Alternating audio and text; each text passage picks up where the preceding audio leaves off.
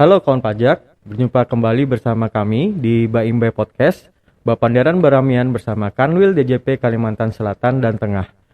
Pada kesempatan kali ini, kita akan membahas tentang salah satu program terbaru dari Direktorat Jenderal Pajak, yaitu program pengungkapan sukarela atau yang disebut dengan PPS.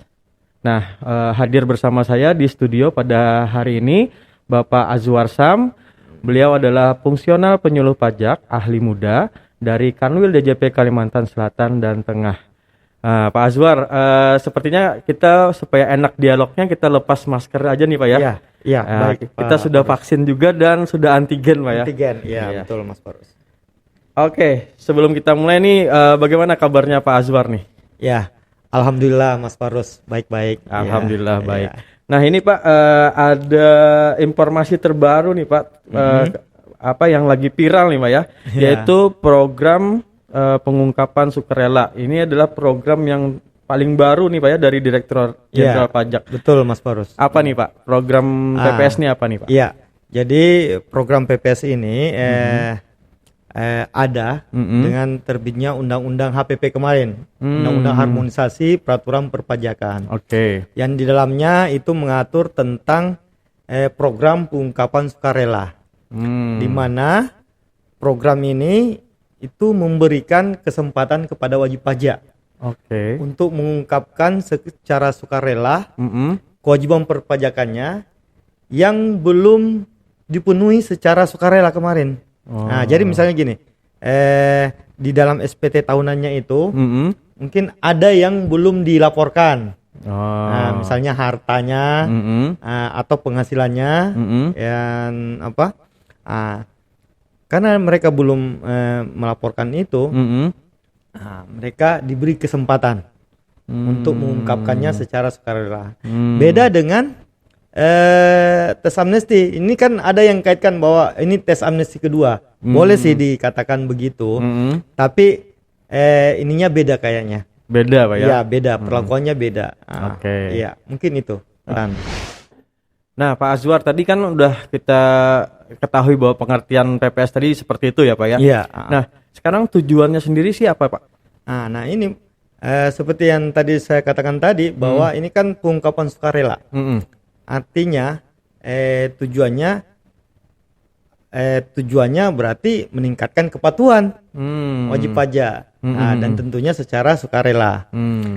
Ini sebagai ini juga sih di Undang-Undang HPP juga itu kan tadi ada beberapa asas yang ini. Tapi di program PPS ini ada 3 asas yang terkait, yaitu adanya asas kesederhanaan, asas kepastian hukum, dan asas kemanfaatan.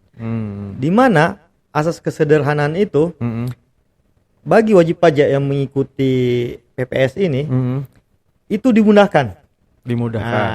Lebih sederhana lah istilahnya.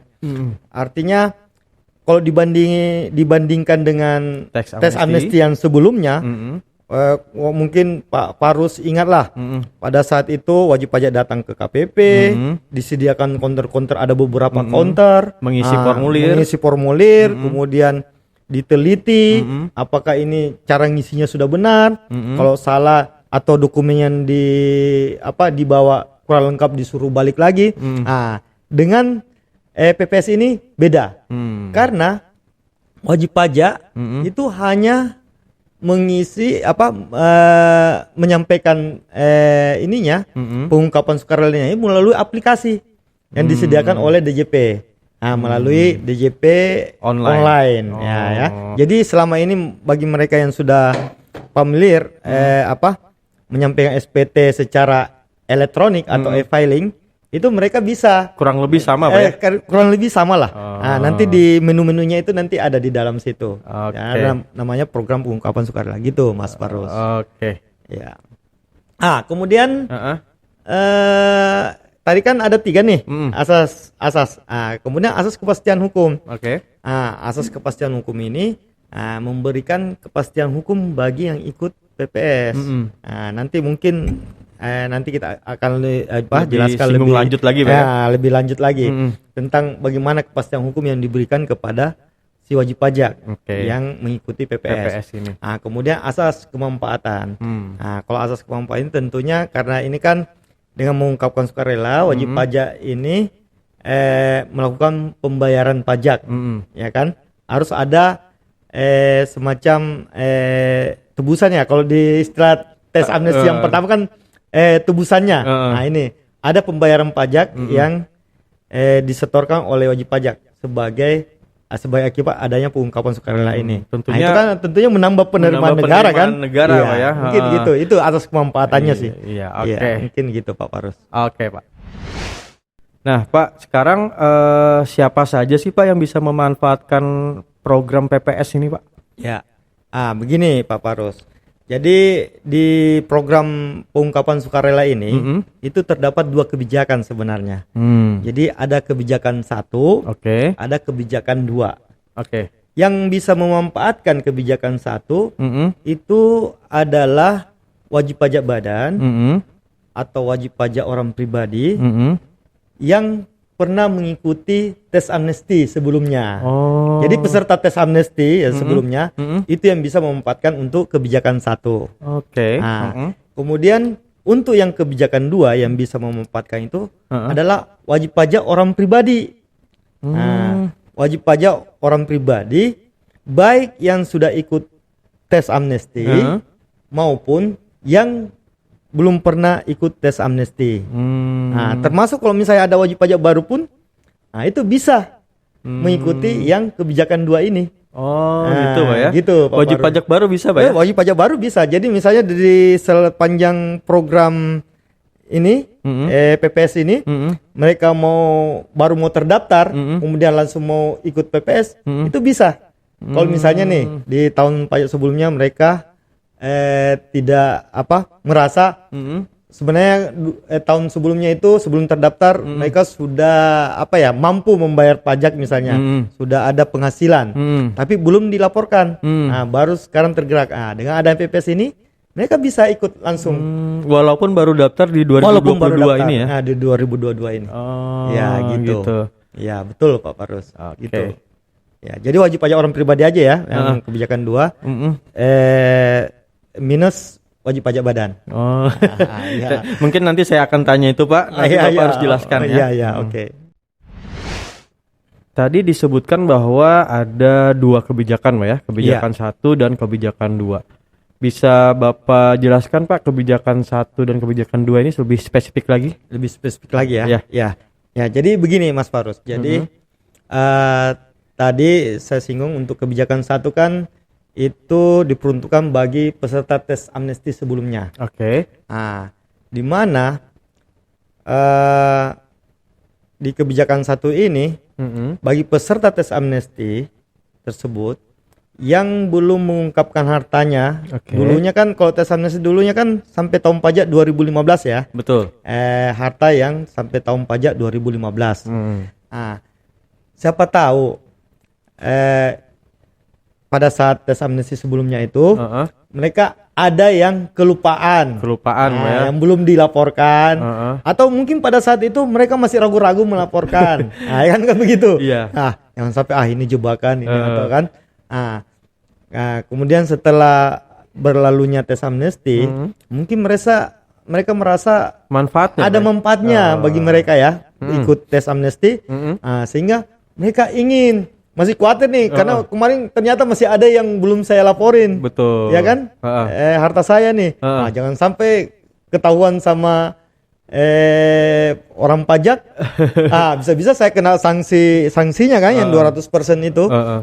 Jadi mereka diberikan adanya program ini pengungkapan sukarela ini, mereka masih diberi kesempatan lagi. Untuk mengungkapkan hartanya melalui kebijakan 1 tadi. Kebijakan 1. Kemudian untuk yang kebijakan 2, ini yang pesertanya untuk wajib pajak orang pribadi. Khusus orang pribadi. Khusus orang pribadi. Itu baik yang sudah pernah ikut TA maupun yang tidak ikut TA. Untuk perolehan hartanya yang biasa diungkapkan itu yang diperoleh tahun pajak 2016 sampai tahun pajak 2020. yang belum dilaporkan di dalam SPT tahunan PPH orang pribadinya. Oke. Ya. Jadi kalau misalnya nih artinya tahun pajak 2016. Nah, belum dilaporkan di SPT PPH tahun pajak 2016. Nah, kan itu kan biasanya kalau sudah diisi di tahun pajak 2016 kan, apalagi kalau secara elektronik kan otomatis nanti akan terlapor di tahun-tahun berikutnya. Nah, itu sampai tahun pajak 2020. Nah, semua harta yang misalnya yang sudah pernah dilaporkan di SPT, nah itu kan nggak perlu lagi diungkapkan di program PPS ini. Tapi misalnya kalau di dalam SPT-nya itu masih ada harta yang mereka miliki, yang mereka peroleh tadi di 2006 sampai 2020 belum disampaikan atau belum dilaporkan sampai dengan SPT PPH tahun pajak 2020. Nah, inilah yang menjadi objek pengungkapan sukarela tadi oleh wajib pajak orang pribadi. Nah, bukan wajib pajak badan. Gitu. Jadi perbedaannya kebijakan 1 sama kebijakan 2, 1 tadi ya dari pesertanya Pak ya. Pesertanya. Kebijakan 1 itu khusus untuk peserta TA baik orang pribadi ataupun badan. Sementara kebijakan 2 ini khusus orang pribadi saja. Yang kedua adalah untuk kebijakan 1 ini adalah harta yang diperoleh sampai dengan 2015. Sementara untuk kebijakan 2, harta yang diperoleh dari 2016 sampai dengan 2020. Begitu Pak ya? Iya, gitu Mas Faros. Nah Pak, ini cukup menarik juga nih Pak. Kenapa di kebijakan 2 itu hanya orang pribadi saja? Sementara di kebijakan 1 kan orang pribadi dan badan nih Pak. Kenapa tiba-tiba di kebijakan 2-nya itu wajib pajak badannya kok nggak ada lagi gitu Pak? Itu kenapa Pak? Ya, jadi seakan-akan tidak adil ya. Betul. Faros, ya. Jadi gini Mas Faros, jadi ini kan program pengungkapan sukarela ini mungkin ya kemungkinan ini ada karena ini juga berdasarkan data yang ada di Direktorat Jenderal Pajak. Kan selama ini data-data yang ada itu baik yang bersumber dari data EIOI atau Automatic Exchange of Information, ya, ataupun maupun data perpajakan yang bersumber dari data ILAP. Data ILAP ini adalah data yang diperoleh dari instansi pemerintah, lembaga, asosiasi, dan pihak lainnya, ya kan? Di mana itu terdapat data wajib pajak yang belum mengungkapkan seluruh harta yang dimilikinya.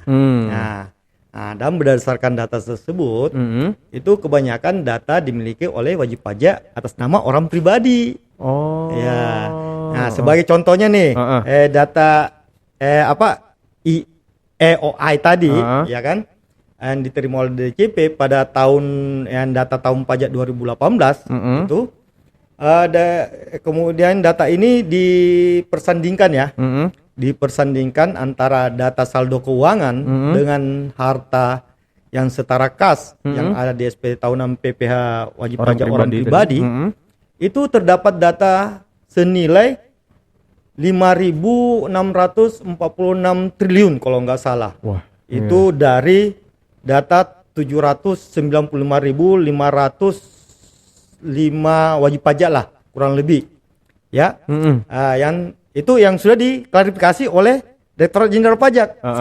Yang sedang sementara dalam klarifikasi itu senilai 670 triliun dari 131.438 wajib pajak. Itu sudah. Bagaimana dengan data-data yang belum terklarifikasi? Maksudnya sudah ada di Direktorat Jenderal Pajak, tapi belum divalidasi. Itu kan ini saja yang dari data ini saja itu sudah banyak ya jumlahnya signifikan ya. Itu makanya jadi sudah ada lebih 800-an ribu wajib pajak kan yang sudah datanya terklarifikasi misalnya bahwa itu memang betul-betul. Bagaimana yang belum dari data ILAP itu kan tadi baru data dari EIOI tadi ya. Kemudian apabila data ini benar dan tidak dapat diklarifikasi oleh wajib pajak, jadi nanti kan begini, setelah data itu divalidasi atau terklarifikasi ini kan nanti didistribusikan ke seluruh KPP. Kantor pajak ya. Kantor pajak, di mana data wajib pajak itu terdaftar. Oke. Kemudian petugas pajak yang ada di KPP itu nanti akan menerbitkan SP2DK. Jadi semacam surat klarifikasi kepada wajib pajak atas kebenaran apakah ini betul datanya mereka. Betul. Dan kenapa data ini belum dilaporkan misalnya di SPT. Jadi kalau misalnya mereka mengakui, oh itu data saya, memang benar data saya. Kemudian setelah dicek di SPT memang belum dilaporkan, ini kan ada konsekuensi tentunya. Betul. Yang akan diterima oleh wajib pajak. Mungkin berupa pengenaan PPh final yang tadi kalau yang peserta tes amnesti yang sudah mengungkapkan hartanya sebelumnya, tapi ternyata masih ada harta yang belum mengungkapkan, itu kan nanti sanksinya ya itu tadi 200% tadi. Pak Farus, gitu Pak Farus. Nanti kita bahas tuh, Pak. Kayaknya cukup menarik nih. Iya. Jadi kalau mereka apalagi yang dia baru-baru diperoleh ya tahun 2016 2020, itu kan nanti ada sanksi ininya kan, ketentuannya sesuai ketentuan yang ada lah yang berlaku. Jadi tadi alasannya kenapa badan ini nggak dimunculkan di kebijakan 2 karena data ini kebanyakan data orang pribadi nih, Pak ya, yang bakalan yang siap mempunyai harta yang atas nama hartanya itu ya, dan bakalan siap di ini ya, Pak ya. Iya. Kalau diproses. Walaupun kalau saya ya, menurut saya ya, untuk wajib pajak badan itu kan kayaknya udah ini ya, karena bagaimana ya, harta itu kan juga bisa kalau di laporan keuangan wajib pajak badan itu kan biasanya harta-harta itu sudah dilaporkan sebenarnya bagi atau perusahaan ya, karena mereka ada laporan pembukuannya, ada apanya, dan mungkin agak lebih tertib lah dibanding ini orang pribadi agak ini memang. Iya. Nah, tadi kita udah bicara PPS, ada 2 kebijakan tadi, Pak ya. Nah, ini sekarang gini, Pak. Apa sih Pak manfaatnya kita mengikutin PPS ini, Pak? Oh iya. Jadi tentunya harus ada manfaatnya ya. Iya. Kalau mereka, ngapain saya ikut kalau nggak punya manfaat ya, ngapain saya ikut? Lebih baik saya ikut yang aturan yang ini aja normal aja ya. Ya. Jadi begini Mas Farus. Jadi manfaat ya tentunya yang diterima oleh wajib pajak itu yang tadi tidak akan dikenakan sanksi bagi wajib pajak yang telah mengungkapkan hartanya, ya kan begitu. Kemudian di mana itu untuk kebijakan 1 itu tidak dikenakan sanksi pasal 18 ayat 3 yang ada di undang-undang tes amnesti, dan bagi peserta yang untuk kebijakan 2 itu tidak akan diterbitkan surat ketetapan seperti SKPKB ya, surat ketetapan pajak kurang bayar untuk kewajiban pajak tahun 2016, tahun pajak 2016 sampai tahun pajak 2020 tadi. Kecuali itu harta yang kurang diungkap, artinya kurang diungkap itu mereka di dalam pengungkapan sukarela ini dia tidak ungkapkan lagi. Masih ada yang belum diungkapkan. Ya, masih ada yang belum diungkapkan dan ditemukan oleh DJP. Nah itu. Tapi kalau yang semua yang sudah diungkapkan di program pengungkapan harta ini itu tidak bisa dijadikan sebagai dasar untuk menerbitkan ketetapan pajak. Udah aman ya, Pak? Udah aman, ya. Nah, kemudian manfaat lainnya apa? Data informasi yang mereka sampaikan di dalam program pengungkapan sukarela ini yang berikut dengan lampirannya yang baik itu dia diadministrasikan oleh DJP maupun dia administrasikan oleh Kementerian Keuangan maupun pihak lain yang berkaitan dengan pelaksanaan undang-undang harmonisasi peraturan perpajakan itu tidak dapat dijadikan sebagai dasar penyelidikan. Penyidikan maupun penuntutan pidana pada wajib pajak. Nah, itu khusus untuk yang diungkapkan di APPS. Jangan sampai begini, data itu juga ada di pihak lain, instansi lain selain Kementerian Keuangan dan pihak lain yang berkaitan dengan undang-undang APP. Itu tidak termasuk. Jadi yang hanya diungkapkan di sini saja. Jadi kalau misalnya datanya sama nih, nah kalau mereka ungkapkan itu yang jelas itu mereka peroleh sendiri, bukan berasal dari yang diungkapkan wajib pajak di program pengungkapan sukarela ini. Gitu Pak Farus. Iya, jadi benar-benar aman Pak ya kalau aman dia lah, ikut aman. PPS ini ya. Iya. Sama lah dengan tes amnesti yang dulu kan juga enggak ini juga. Iya, jadi memang harus benar-benar dimanfaatkan nih kesempatan ini ya. Betul Pak Farus. Oke. Nah, tadi kita bicara tentang manfaat nih, Pak. Nih kalau misalnya kan kata orang itu kan ada sini sudah dikasihkan manfaatnya, udah ada programnya, tapi masih ada juga yang nggak mau mengambil ini nih kesempatan ini nih. Itu konsekuensinya apa nih, Pak? Gitu. Jadi begini, jangan sampai ya, ngapain ikut ya kan? Nggak ada juga. Wah, manfaatnya kan itu gampang aja, nanti tergantung ininya lah. Nasib-nasiban lah, ya kan? Kan begitu. Tidak konsekuensinya. Iya, nggak apa-apa sih sebenarnya, Pak Farus. Jadi apabila wajib pajak yang sudah diberikan kesempatan ini tidak memanfaatkan kesempatan yang diberikan, ya konsekuensinya itu adalah apabila ada data yang diperoleh dari Direktur Jenderal Pajak tadi, yang dari data EIOI tadi atau data ILAP tadi ya, yang seperti saya katakan tadi, yang belum dilaporkan di dalam SPT tahunan. Apabila ini ditemukan oleh DJP, yang untuk misalnya untuk kebijakan pertama nih, yang sampai yang diperoleh sampai tahun 2015. Betul. Nah, itu kan akan dikenakan seperti yang saya katakan tadi, dikenakan pasal 18 ayat 3 Undang-Undang Teks Amnesti. Nah, di mana dikenakan tarif PPh final. Nah, bagi wajib pajak orang pribadi itu tarifnya 30%. Wajib pajak badan tarifnya 30%, ya kan? Badannya 25, Pak. 25 ya, badan 25%. Wajib pajak orang pribadinya tadi 30%. Kemudian wajib pajak tertentu 12,5%. 12,5. Ya. Plus sanksi administrasi ditambah sanksi lagi. Iya, 200%.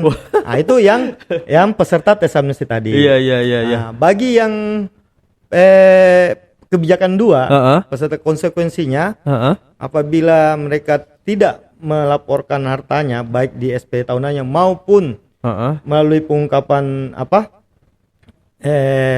program pengungkapan sukarela ini, mereka tidak mengungkapkan itu akan dikenakan tarif 30% plus sanksi, tapi bukan 200%, sesuai dengan ketentuan yang berlaku. Nah, gitu. Iya. Jadi ada sanksi, Pak ya, kalau tidak ada sanksi. Kan ada juga gini, Mas Faros. Jadi ngapain kan saya dulu ini, apalagi masa dewasa kan sudah 5 tahun, yang 2015 sudah lewat. Jangan dikira karena di aturan itu ada namanya pidana, ketentuan pidana. Di mana penuntutannya itu daluarsanya 10 tahun. Penuntutan itu dilakukan 10 tahun. Karena kalau misalnya wajib pajak tidak menyampaikan SPT secara benar, itu kan bisa dikenai pasal pidana. Gitu. Jadi jangan dikira kalau udah lewat masa 25 tahun tidak bakalan diperiksa. Iya, tapi akan dilakukan misalnya penyelidikan kan, penyidikan. Nah, itu tadi. Makanya tadi di manfaat tadi itu tidak akan dilakukan penyelidikan atas data itu. Iya. Kan? Jadi tadi sudah kena sanksi administrasi, bisa ada ancaman sanksi pidana juga, Pak ya? Iya, sanksi pidana bisa saja terjadi. Ini jangan karena sampai kan gara-gara tidak menyampaikan SPT secara benar. Itu kan masuk pasal pidana tuh. Iya, betul. Jangan sampai deh kawan-kawan pajak ini, Pak ya, terkena permasalahan seperti itulah. Makanya segera manfaatkan PPS ini, Pak ya. Iya, kalau saya sih harusnya segera dimanfaatkan. Iya. Nah, Pak, tadi kan dari tadi kita bicara manfaat, konsekuensi, terus ada sanksi juga tadi, Pak ya, kalau misalnya tidak memanfaatkan PPS ini. Nah, berapa sih, Pak, tarifnya, Pak, untuk ikut PPS ini, Pak? Baik kebijakan 1, kebijakan 2 maupun kebijakan 2 ya. Ya. Jadi begini, sama sih dengan dulu ya, teks amnesti kan ada juga kayaknya tarif uang tebusan ya kayaknya. Istilahnya uang tebusan. Nah, kayaknya ini tarif untuk kebijakan 1 dan kebijakan 2 ini hampir sama dengan yang teks amnesti sebelumnya. Jadi di sini terdapat 3 kategori. 3 kategori. Nah, jadi ada istilahnya deklarasi, ada repatriasi, ada investasi kan begitu. Jadi yang di kategori pertama itu adalah harta yang ada di luar negeri. Yang dideklarasikan saja, artinya hanya diungkapkan saja bahwa saya punya harta di luar negeri nih. Oh. Bagi kategori ini, itu untuk kebijakan 1 itu dikenakan tarif 11%. 11% ya. Dan untuk kebijakan 2 itu 18%. 18, oke. Ya, tarifnya ya. Nah, itu yang tadi kategori pertama tadi, hanya harta yang dari luar negeri diungkapkan, dideklarasikan. Artinya hartanya ini tetap di luar negeri, Pak, tetap di luar negeri. Ada lagi kategori kedua. Oke. Kalau dia kategori kedua ini itu harta luar negeri yang direpatriasi. Artinya direpatriasi ini adalah ditarik kembali. Berarti dia memasukkan lagi kembali ke Indonesia. Memindahkan kembali ke Indonesia dalam negeri. Jadi dia masukkan kembali ke Indonesia maksudnya. Dia masukkan lagi ke Indonesia. Ini tarifnya untuk kebijakan 1 itu lebih rendah. Jadi tidak sama tadi yang deklarasi ya. Kalau untuk kebijakan 1 itu tarifnya 8%, untuk kebijakan 2 itu 14%. Gitu. Ini termasuk yang deklarasi dalam negeri juga, Pak ya? Iya, termasuk harta yang sudah ada di dalam negeri. Tapi cuma hanya diungkapkan saja. Jadi kan tadi, jadi harta yang luar negeri itu dipindahkan ke dalam negeri. Sudah ada di dalam negeri. Yang harta yang di dalam negeri itu diungkapkan, ya kan? Diungkapkan saja. Itu tadi yang masuk kategori 2 ini. Kategori 2 ya. Kemudian ada yang kategori 3. Itu harta luar negeri yang tadi direpatriasi sudah dipindahkan ke dalam negeri. Itu diinvestasikan lagi. Kemudian harta dalam negeri yang dideklarasikan tadi itu juga diinvestasikan ke dalam surat berharga SBN ya, surat berharga nasional ya, atau macam-macam jenis investasi lah, Pak ya. Enggak juga, ditentukan di situ ada yang untuk energi terbarukan misalnya kan. Gitu. Itu tapi nanti ini ada keluar nanti peraturan Menteri Keuangannya. Yang sektor-sektor mana saja yang bisa diinvestasikan ke dianggap saja sebagai investasi tadi, Pak. Investasi ya. Kemudian yang ke SBN tadi juga. Ya. Ini itu tarifnya yang kategori 3 ini untuk kebijakan satunya itu sekitar 6%. 6%. Lebih rendah. Ya. Kebijakan 2-nya itu 12%. Wah, ini lumayan juga, Pak ya, beda. Ya, dibanding kena 30%, kalau saya tidak diungkapkan kan? Ya. Jadi artinya begini, Pak Farus. Kalau saya sih ya sebaiknya dimanfaatkan. Betul. Artinya ini juga kan berlaku bagi misalnya ada wajib pajak nih. Yang sebenarnya tahun-tahun sebelumnya dia sebenarnya sudah memenuhi kewajiban. Maksudnya memenuhi kewajiban subjektif maupun objektif. Seharusnya sudah menjadi objek pajak. Seharusnya sudah punya NPWP, Pak ya? Harusnya sudah punya NPWP. Tapi dia belum mempunyai NPWP. Makanya dengan adanya program pengungkapan sukarela ini, mereka bisa langsung mendaftar. Oh, gitu, Pak ya? Iya, jadi misalnya mereka mendaftar ini dan kemudian ikut PPS bisa langsung, daripada nanti apalagi kan nanti di undang-undang HPP kan itu KTP itu kan mau jadikan NIK dijadikan sebagai NPWP, Pak ya? NIK itu dijadikan sebagai NPWP. Ya kan? Artinya kalau datanya sudah ada di Direktur Jenderal Pajak bahwa dia ini seharusnya sudah memenuhi kewajiban subjektif objektif nih. Tapi ternyata dia belum mendaftar sebagai wajib pajak, itu bisa dikenakan pasal itu tadi. Tapi kalau dia ikut PPS ini, aman ya? Aman. Cuma membayar ini tadi ya? Iya, cuma membayar tarif ini ya? Ini aja. Kemudian dia ini. Jadi nanti tata caranya itu nanti mungkin lah di kesempatan lain ya. Di kesempatan lain, Pak ya. Jadi artinya wajib pajak yang baru terdaftar di 2022 ini bisa ikut program PPS ini, Pak ya? Bisa ikut PPS ini. Wah, ini jadi kawan-kawan pajak nih misalnya sudah punya penghasilan atau sudah memiliki pekerjaan, Pak ya? Memenuhi syarat subjektif dan objektif tadi. Misalnya sudah harusnya di 2018 misalnya sudah memenuhi, Pak ya? Seharusnya sudah memenuhi nih. Kan itu kan berlaku 5 tahun ke belakang ya. Betul.